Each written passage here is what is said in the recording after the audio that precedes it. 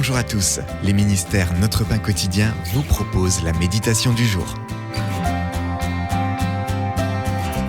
1000 points de lumière. Le canyon de 10 Miles, dans le nord-ouest de l'Alabama, États-Unis, attire un certain nombre de touristes chaque année, surtout en mai et en juin, quand les larves de mouches, les dismalites, éclosent pour briller comme des lucioles.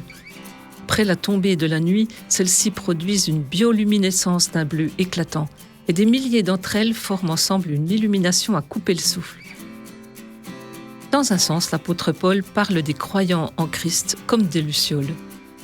Autrefois, vous étiez ténèbres, et maintenant, vous êtes lumière dans le Seigneur. Il nous arrive néanmoins de nous demander en quoi notre petite lumière peut améliorer les choses. Paul indique que tout cela ne se fait pas seul.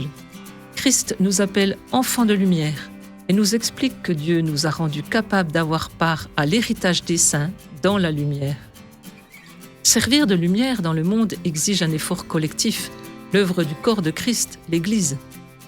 Paul étaye cette réalité en nous présentant comme des lucioles qui adorent Dieu ensemble, nous entretenant par des psaumes, par des hymnes et par des cantiques spirituels.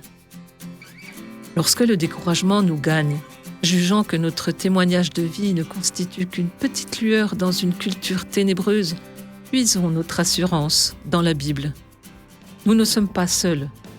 Ensemble, sous la direction de Dieu, nous brillons d'une lumière éclatante. Une congrégation entière de lucioles pourrait bien susciter un grand intérêt. C'était un texte de Kenneth Peterson. En quoi cela vous encourage-t-il de savoir que vous n'êtes pas seul en Christ ? Comment pouvez-vous briller d'une lumière éclatante avec d'autres croyants aujourd'hui ? Seigneur, aide-moi à faire briller ta lumière avec d'autres croyants en Jésus. Cet encouragement vous a été proposé par les ministères Notre Pain Quotidien.